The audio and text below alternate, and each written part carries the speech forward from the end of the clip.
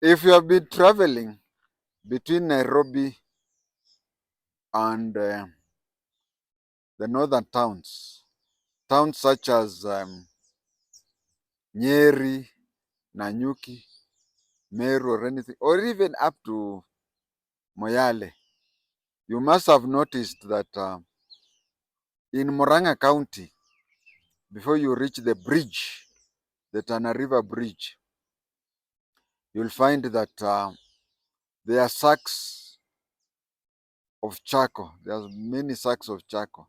But if you look around, there is nobody there. A lot of people must have seen that. I wanted to talk about that. That's why I call it waKAMBA's charcoal or waKAMBA's MAKAA. Uh, you cannot believe it until it happens to you. You cannot believe it until it happens to you. Uh, there is a belief many people collect it, collect the things. When they collect the things, it is said that it even turns against them. I noticed that in 1981. 1981. Most of you people have watched this place as you go towards Nyeri and so on. You have noticed somewhere along the way, but I've even noticed it between Mwingi and Garissa.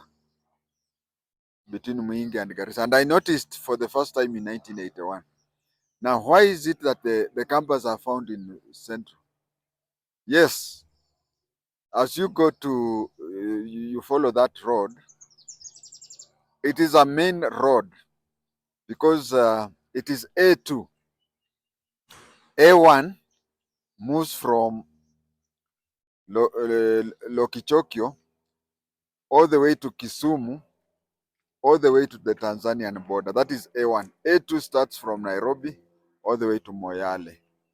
Now, along the A2, within Murang'a County, there is a dry area which is it's called Kambiti. This area is composed of Kambas. Do not be shocked to find somebody whose ancestral home is in Murang'a and he's a Mukamba. So those people you see them having leaving their sacks of charcoal along the road and nobody apparently is there. Just look around, pick the sack you want. You'll find some money there with something holding them. Place your money there. After you place your money there, just go. That is the belief, and that is why I'm talking about it. I want to tell you of the two examples I had from waKAMBAs. The example number one, as I said, it was in Garissa in 1981. There was a police driver who went to Nairobi, and when he was coming back to Garissa, he found sacks and sacks of charcoal, just like the way you see sacks and sacks of charcoal in Kambit. Actually, if you go there today, it is just like what it happened around 1981. Now, this police driver, when he reached there, between around a place called Ukase, that is between Mwingi and Garissa, he found so many sacks, and there was a cardboard. There was a cardboard.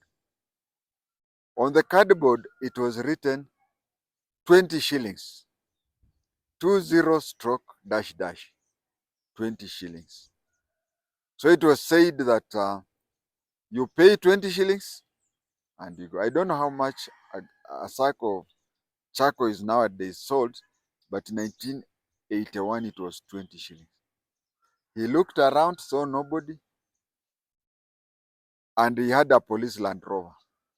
So he placed sack of charcoal inside the Land Rover and drove without paying a single cent. There was a large stone there where you, for example, you have 100 shillings and you find some other people have paid 80. You take the 80, you place there the 100, or you find several but place there your 20 shillings. By then, 20 shillings used to be a note, a blue note. So you place there and go. Those people are not there. So he picked that. He saw there was nobody. He went off.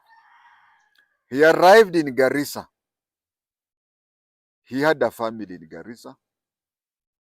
For quite some time, whenever the wife would try to light a charcoal burner, we call it jiko. Whenever the wife tried to light the jiko, it could not light. Him being a police driver, there's a time when he was filling in the vehicle, with a petrol, there's a time he stole a few droplets. I mean, about 100 or 200 milliliters. He took them to his house. When the wife wanted to, he poured that on the charcoal to see if it will burn. It did not burn. It was just the way it was. He discussed that with other people, fellow police officers. They told him, "You took Mukamba's charcoal without paying." Eh, he has blocked you from using it. He has blocked you from using it. So what did he do? He just kept trying, and he lost a lot of money because imagine, first of all, getting even when he would buy a tin of charcoal from Garissa town and mix it with that. The tin that he has burned will burn okay, but the one that he came with from Ukase, it will be just that way. It's as though it is a cement colored like charcoal. So that is what he is faced. Then there is another trip after sometimes a few weeks. There was work in Nairobi, and he was to drive the vehicle to Nairobi. So when he reached that place, he found the same place, the same scenario, and he took out a 20-shilling note and boarded the vehicle. He forgot to look at the watch, but he went. So he went to Nairobi, dealt with whatever he wanted to do.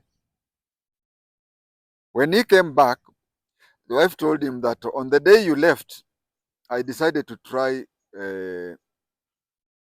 that charcoal again, and it lit. It has been it lit as if it is coal. Then he asked his wife, around what time did you light it? It was around 10 a.m. The policeman told his wife, that is approximately the same time that I paid the Mukamba. That one, I saw it in Garissa. Another instance, I've already talked, the second incident I've talked somewhere else, but allow me to repeat it. I stopped playing checkers. Checkers, what wanaita draft. I stopped playing checkers in 1999. Whenever I go and find people playing draft, I usually watch and even comment. But people will tell you that for over 25 years, I have never played drafts. And this is what happened. It happened that we used to have somebody who had a kiosk. If you are somebody who is near Ngando in Dagoretti, if you know somebody, if you stay there, there's a place called the Kennel Petrol Station. I used to stay there. And every morning I would wake up. Life was not bad for me because I used to look for only two. I used to have a video camera. Hey, those days, if you had a video camera, you were somebody very much known. Had a video camera. So I used to look for only two functions per month. One function, I would pay rent. The other function, I would buy food. Then the whole month, I would just be idle. And how did I used to kill the idle time? I would, immediately after taking tea, I would go to that kiosk of this Mukamba. I'd go to the kiosk of this Mukamba and be among the first people there. So people would come and he used to sell mandazis. And he used to chase us the way a prison guard chases away prisoners who go for extra meal. Kwende nduko hata sitaki nyinyi. And oh, why are you waking me up early, whatever. And he would prepare a lot of mandazis.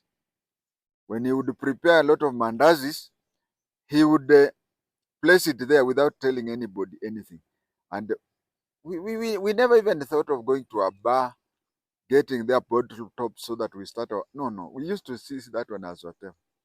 And if you, supposing we played with you 5 games, and I gave you kingless, what do you call, kabuti. They used to call it kabuti, yeah. If I gave you 2 kabutis and you gave me 1, obviously in mathematics, I have your 1 kabuti. But to him, I've given you 2 kabutis, you have to buy me 2 mandazis. And I got our kabuti from you, 1 mandazi. So the total is 3 kabutis. And he's not there. And we would religiously follow that and make sure that we have bought that mandazi. The other thing we used to do religiously was sell his mandazis. We used to sell his mandazis in his absence. And there's no time you would be paid even a single mandazi for selling the mandazis to him. But what used to happen is that every lunchtime I would go home with mandazi full in a container, because Kambas gave me a nickname of wakutungula. Mundu zuni timoseo ni mundu wakutungula ando. That is, wakutungula in Kikamba means uprooter, mtu wa kung'oa. So they were saying that, hey, this fellow anakung'oa. And nikikung'oa, you give me a mandazi. So between 8 and 1 p.m., that is 5 hours, I would have filled 1 packet of mandazi. And from 2 to 5, the 3 hours, I would also have done that. And that is what we used to do. It never occurred to us that we had been cambered. Your camber had done some kamote to us. Then one day, somebody came and opened a kiosk opposite him.